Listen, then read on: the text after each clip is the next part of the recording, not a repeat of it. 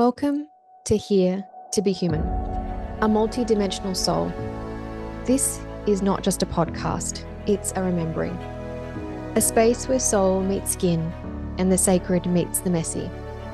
Where spirit is not something you escape into, it's something you embody here in this beautiful, chaotic, breathtaking human life. Each episode is a living transmission, a weaving of energy, truth, reflection, and remembrance, with questions for your soul, messages from beyond, and invitations to meet yourself in ways you've never dared to before. Whether you're walking through shadow or starlight, you belong here. I am Julie, your guide, your mirror, your voice in the void. This is Here to Be Human, and you are right on time.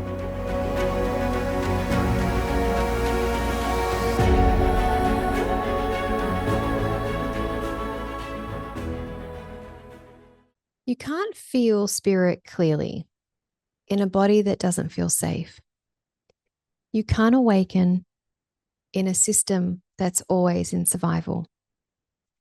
Safety isn't optional, it's spiritual. This is Here to Be Human, a multidimensional soul. And today we explore episode 3 in season 1, the nervous system of the soul, how to feel safe being here.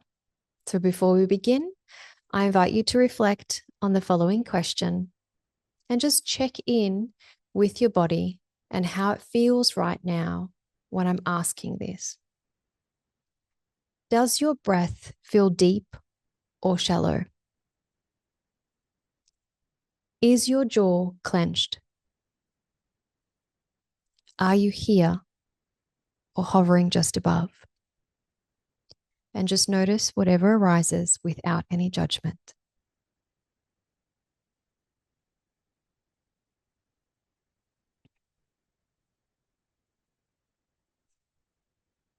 And let us begin. Segment 1 is the nervous system as spiritual foundation. We often chase the mystical, the downloads, the light codes, the quantum leap. But if your nervous system is dysregulated, your soul has nowhere safe to land.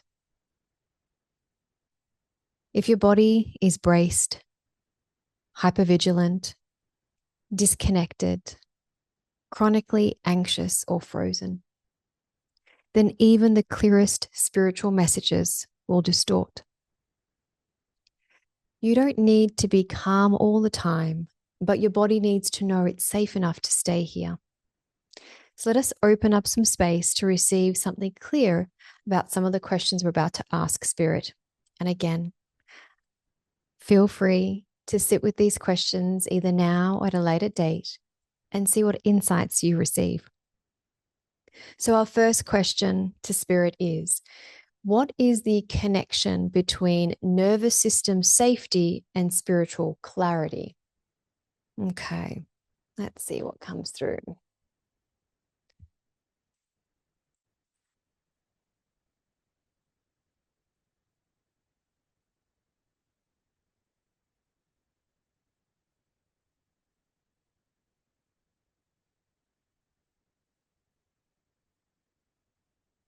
It is like an electrical current that weaves in and out of the physical body. It's internal, it's external, and then the energy body. So our nervous system, when it feels safe, when we are sending out signals, not in that fight, flight, frozen mode, or not in that dysregulated mode where everything is scattered and it's difficult to regulate our emotions or our thoughts. When we're in those moments of pause and stillness and calm, or even going about our day without that fight, flight being set off, it is consistently sending out signals to our spiritual body but it's interwoven with the physical being, our cells, our biology, the physical body outside of us, the energy body outside of us. So all these signals are firing off.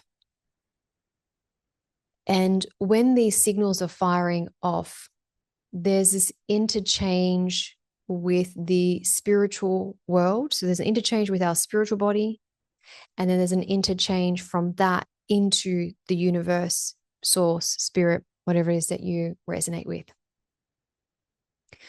And as these signals are firing off, data, insights, codes, downloads, clarity, messages are all moving through these signals.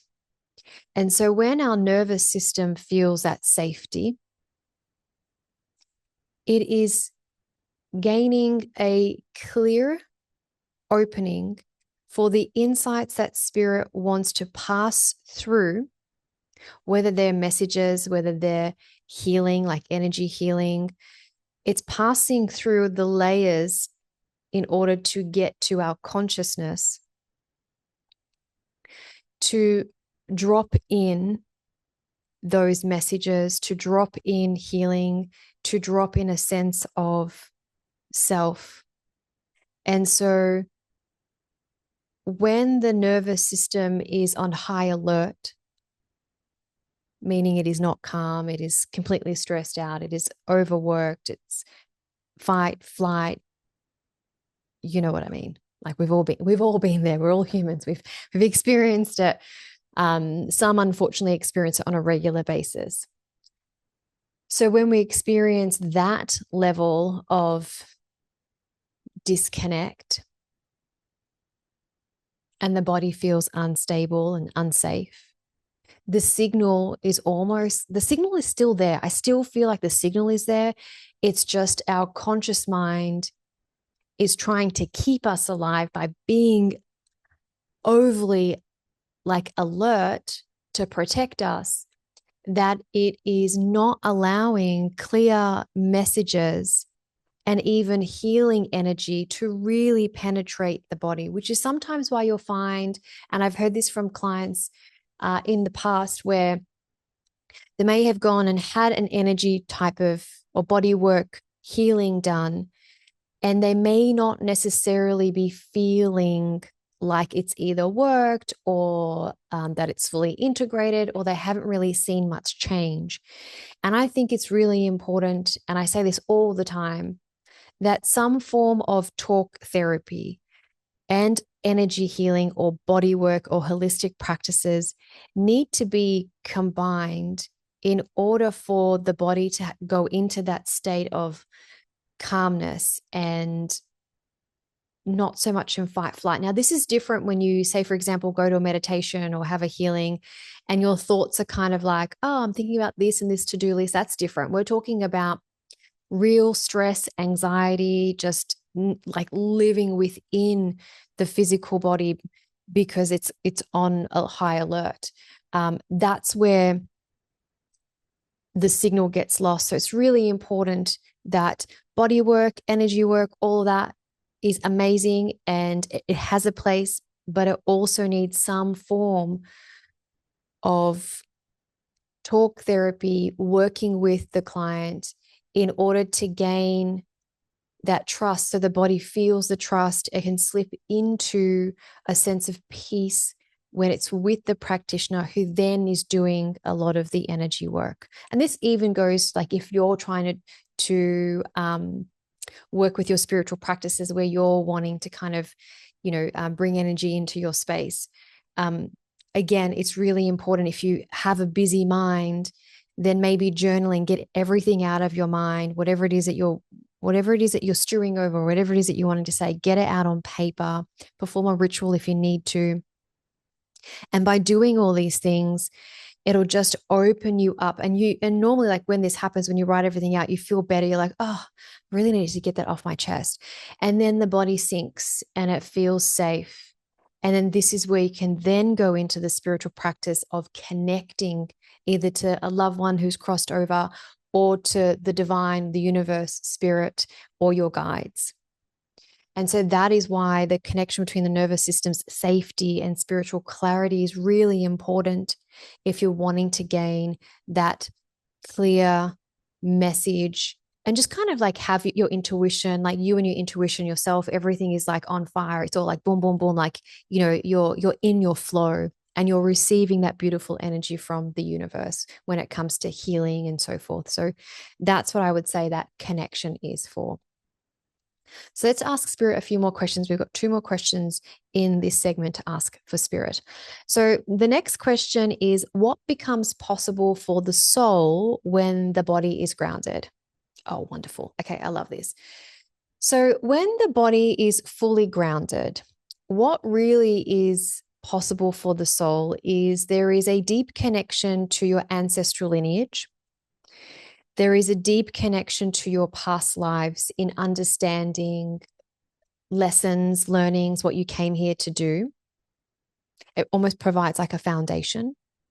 It allows you to bring in more spiritual practices into your life, if that's kind of the path you wanted to go into. It also allows for past healings to fully integrate into the body.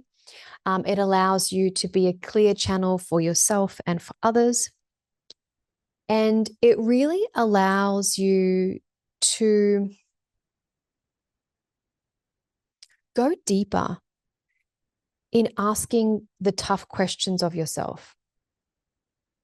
And I'm not talking about questions of like, why am I here? More like the tough questions that we try and avoid because, you know, we may not necessarily want to delve into that, but some tough questions to understand, you know, what was my lesson in that situation? What was I meant to gain out of that? What was a person trying to teach me? And what was my role in that situation? Whether it's positive, negative. Sometimes we don't want to look at where we may have contributed to a situation where we may have been more the victim, so to speak. And it's not about not honoring what you have gone through. It's about allowing you to go deeper, because the deeper that you go, and it might not be that, you know, how did I play a role in this? It might be, well, you know, what did I miss? What can I do to be able to see more clearly in situations? What can I do to help me move away from those situations safely when I feel like something is wrong? And so I feel like the more grounded the body is, the more the soul can speak to you, the more that your practices will land, the more that you'll integrate your healings, and it will allow for deeper conversations with yourself in order to gain a better understanding of where you've been, who you are now, and who you are wanting to evolve into.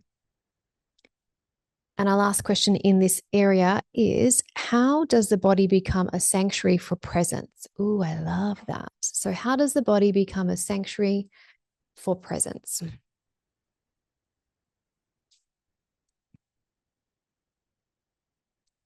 When we are more present in the body, when we are more present with people, situations, that energy of being present, feeling presence, it allows the body to feel more deeply. So the sanctuary that the body becomes is your senses are more heightened. So your touch is more sensual, or your taste buds are enlivened, your thoughts are more expansive, your conversations and what you hear the other person speaking, you actually can hear them. So you're no longer just listening for the sake of listening. You're hearing those deep conversations, and you're hearing the frequency and the vibration of the words that are coming out of your mouth, but also if you're conversing with someone else, you'll hear those frequencies and the vibrations of the other person. And because words do hold frequencies, words can heal. And I'm a big believer that words can heal. And so when you're present, your body, this sanctuary, is the same as if you were to go to a wellness center. It'll be the same as if you went to a retreat, because those are the places that we go, oh, that's a sanctuary. That's my sanctuary.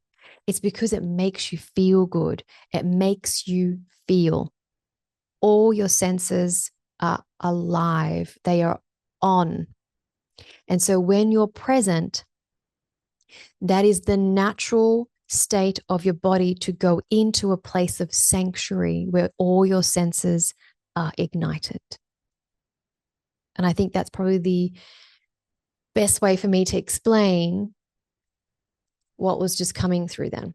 So the more present you are, the more your body will allow you to experience a sense of sanctuary, which is all about safety, pleasure, excitement, aliveness, and just feeling whole and grounded. So let us move on to segment 2, which is your body is the landing pad. So the nervous system is more than biology. It's energetic. It stores trauma, lineage patterns, unspoken fears, emotional memory, and ancient agreements. So when your nervous system is soothed, your soul feels welcomed. When it's overwhelmed, your soul might hover just outside, present, but unanchored. This is not spiritual failure. This is just sacred feedback. Okay, so let's tune in here and see what Spirit has to say with some of these questions that we have. So we've got 2 questions for Spirit, and then I will have a reflection point for you. So what do we need to understand about the way trauma affects soul embodiment? Ooh, interesting. What do we need to understand about the way trauma affects soul embodiment? So when we experience trauma, and trauma ranges from someone saying something to you, and maybe that person wasn't important, maybe it's just a stranger, and that can cause a fracture in your body, in your energy field, all the way to very tragic situations, and then everything in between. And when we have traumatic experiences, regardless of where they sit on the spectrum, it affects the soul from being fully embodied, because trauma does almost like it takes a piece of our soul away. That's how it feels, even though the soul is intact. And a lot of people say that, you know, when we have traumatic experiences, parts of our soul leave our body and go into hiding. I'm not sure if that is entirely correct, but what I do know is that our soul in this human experience will have something fracture. I don't necessarily feel like it leaves the physical body, but it feels like that fracture begins to allow doubt, fear to creep in a little bit more. And then what ends up happening, like what I'm being shown, is like, say, for example, you have a fracture around your heart. I'm just going to, as like if you're watching this, like say like a little piece, like a triangle piece, right? There's a little fracture on your heart.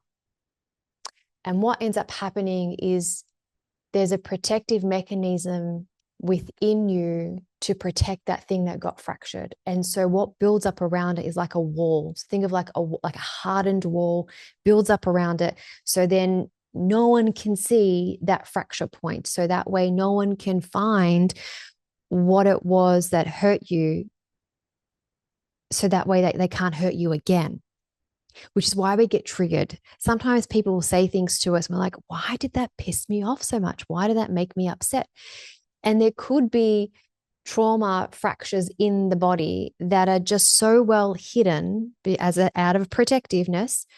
And this is where, when you're working with people that help you release trauma, it's layers. When people talk about, like, you may come to see someone for one thing, but when they're working through the body, it's like, oh, we got to release this one, and then this one, and this one. It's because there's layers wrapped around the original fracture that created the original trauma, then other traumas may associate itself with it.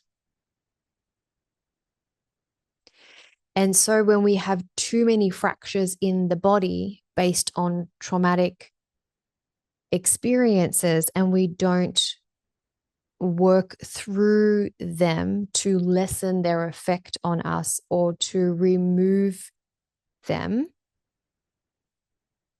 then it can feel difficult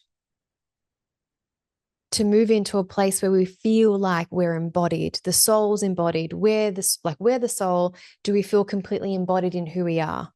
And that's kind of, I guess, trying to make it the most simplest explanation of how traumatic experiences can affect us being fully embodied.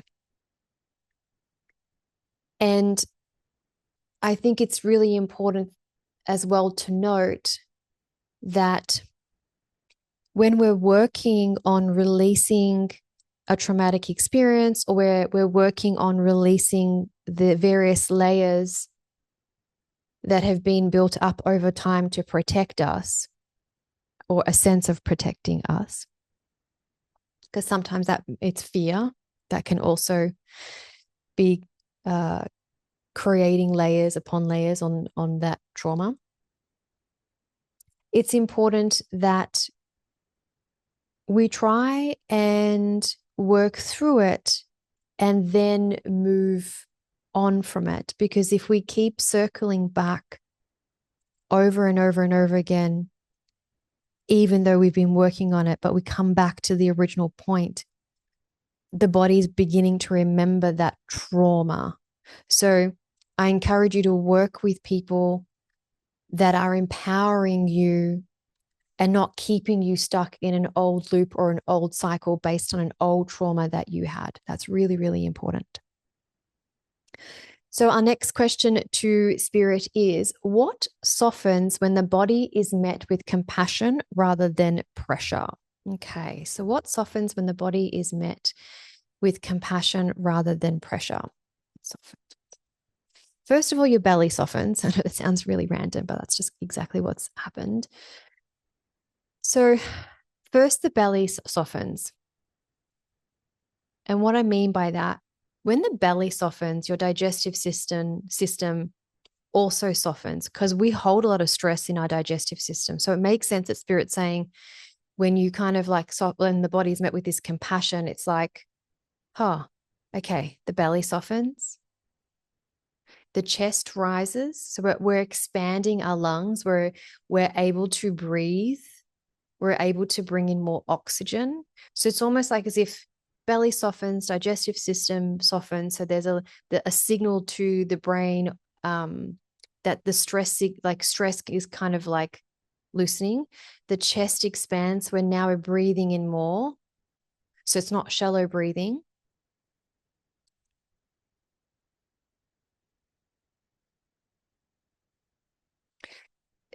Feels like you're like as if energy. So think of like as if water or just like this liquid gold kind of washes over your mind. And it's like a lot of the things that you were thinking of, it's kind of like the noise is dulled out of your brain. It's like it's not loud anymore. It's not next level. And then as these things are happening, there's a sense of release.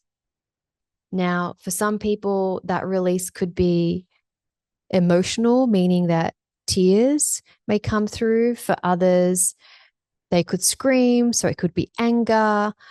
It could be frustration. It could be laughter. It could even be physical movement. So when the body is met with this compassion, rather than this pressure to be like, heal this, do this, connect with that. When you just meet it with that compassion and be like, it's going to be okay. And we're going to work through this. And it's not about like, you need to be fixed. Healing is, I feel like everyone needs some healing for the rest of their life, because healing is beautiful. Healing is energetic. Healing brings about peace, and it can help you understand a lot of the things that maybe we weren't able to see consciously with just words in our mind. So you'll find that that's your body goes through this process of belly relaxes, heart expands, chest expands, heart expands, lungs expand. The mind is like something washes over it, like this liquid gold, just quietening the noise. And then you're able to fully release. So now I'm going to invite this reflection piece for you. So, what parts of your life make your body tense or tighten? Where might you be trying to awaken in a place where nervous system doesn't yet feel safe? And just let this question be a doorway for you.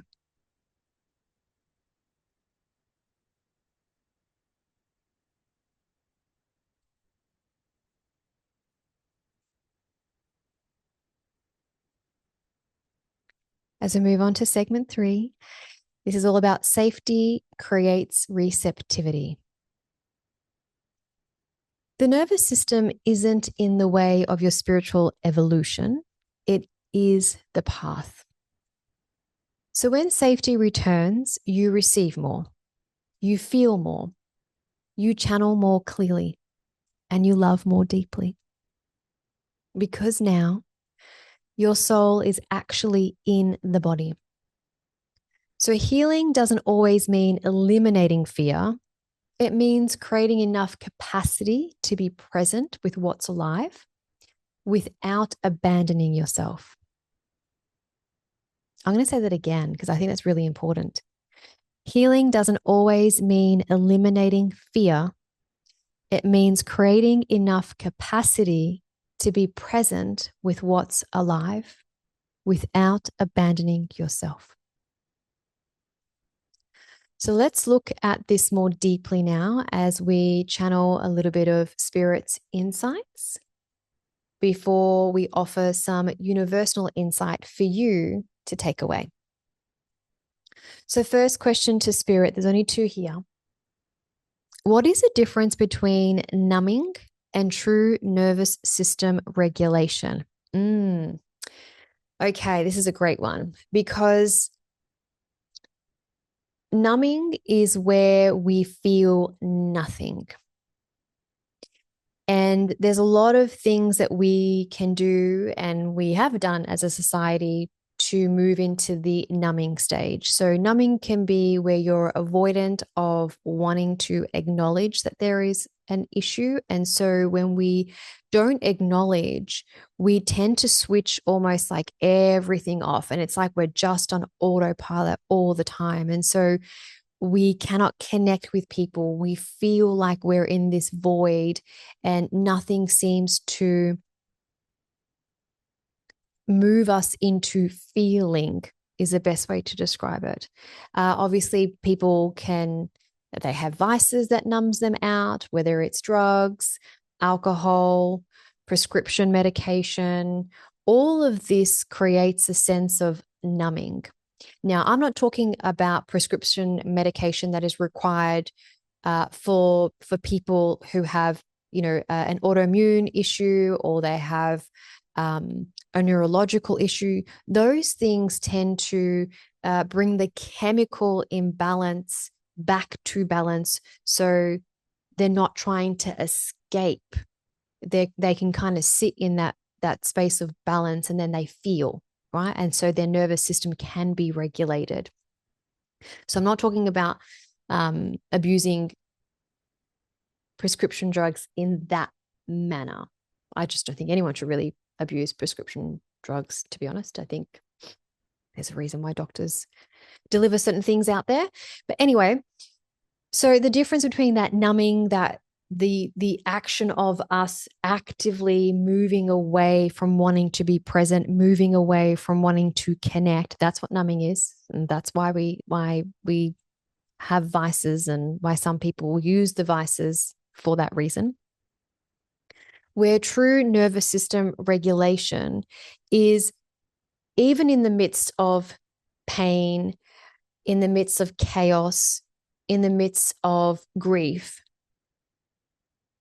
you're able to still connect back to the body, to feel all those things, to acknowledge all of those things, but to not let that take over where you cannot be present anymore. And when you cannot be present anymore, your body will naturally want to protect you.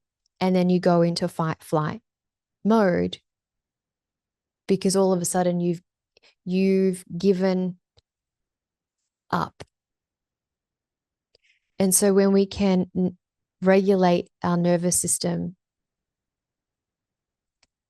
is one of the superhuman, I think, things that you can master. And I think that I think everyone can master this. I'm not saying it's easy, and it's not about mastering it every single day. It's about when you're faced with the challenges of our modern society, that finding moments of peace to help you regulate your nervous system through practices, through nutrition, through movement, anything that allows you to feel your body, anything that allows you to connect back to community. All of these things really do help regulate your nervous system. And so by connection, which I really do think a lot of this is coming down from what Spirit's telling me, is like a lot of it's coming to either you numb, and that's isolating and not being present, or true nervous system regulation is connection and being present. So our next question to Spirit, it'll actually be our last question to Spirit in this episode, because then after this we'll be moving into integration ritual, which I'm very excited for. So the last question is, what inner resources are awakened when we feel safe? Ooh, I love this. So the inner resources that awaken when we feel safe: unconditional love for ourselves, 100%. Number one, we just feel content. And that can come, like I said, unconditional love doesn't have to be like, oh my God, I love this person with all my heart and soul. Unconditional love for the self means like, I'm content. I love what is going on for me. I'm feeling fulfilled. I know what next steps are. There's so much clarity. So the inner resources are clarity, unconditional love, and there's even a sense of excitement and motivation. So when you feel safe, all of these, like your senses get heightened, but the senses are asking you to move now. That's what's awakened in you. It's like, how do I move? What are my next steps? So clarity will bring you the next steps. The anticipation of wanting to do something that brings you fulfillment and joy, that's that unconditional love. And then there's this kind of fire in your belly because you don't want to sit still anymore. Like you're so excited, you're so happy. And that's what the inner resources that we have when we feel safe. The other thing that we have when we feel safe is calm and peace and just a sense of, I'm okay. I've got this. And I think just that sentence in itself can be really powerful, where you say to yourself, it's okay. I'm okay. I've got this. And I think there's something really, really big in the most simplest things in our life can just bring us so much joy. And when you do trust yourself that you are okay and that you are safe, it just really sets off a different biological signal out into the ether. and allows you to open up portals, to manifest, to create, to, birth new ideas. It's a beautiful space to sit in. So this is the universal insight that you can sit back and reflect on in your own time. And this is the question. The more you create safety inside yourself, the less you need the world to change for you to feel okay. So I'm going to say that one more time, and you can sit with this when you get a moment. The more you create safety inside yourself, the less you need the world to change for you to feel okay.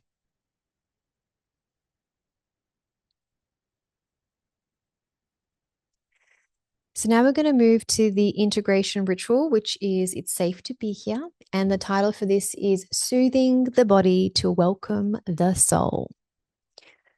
So wherever you are, I want you to soften your jaw. I want you to unclench your belly. I want you to drop your shoulders. Take a breath that goes all the way down.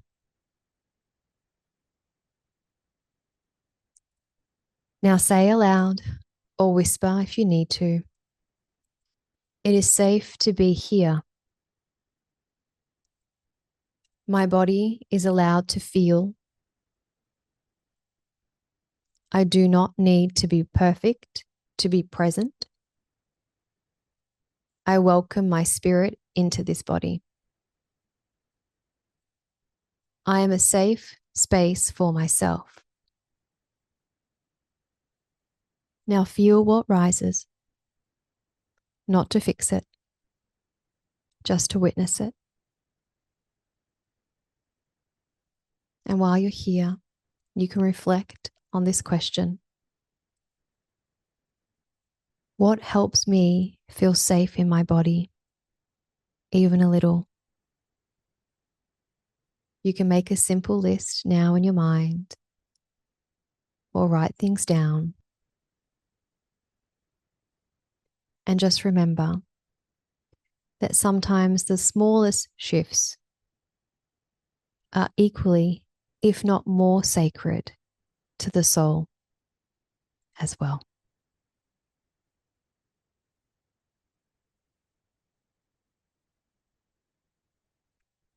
Now remember, you are not too sensitive.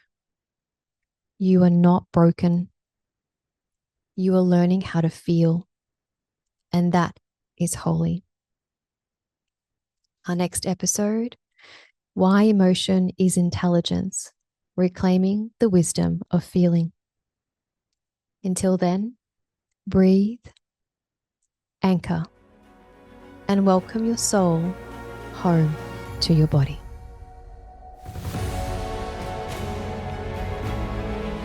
Thank you for being here fully. If today's episode stirred something in you, if you have a follow-up question, a reflection you'd like to share, or a way this conversation aligned with where you are right now, I'd love to hear from you. And if there are specific questions you'd like me to ask Spirit in future episodes based on what's coming up for you, send me a direct message at here.to.be.human.podcast on the Instagram page. Remember, your voice, your questions, your presence, they're part of this journey too. And if you'd like to connect with me more deeply, you'll find everything, sessions, programs, and updates over at www.moderndayMedium.com.au or on my Instagram page, which is at modern.day.medium. This is your invitation. This is the return. And this is what it means to be human. So until next time, stay with yourself, stay with your soul, and keep choosing this sacred, messy, and miraculous life.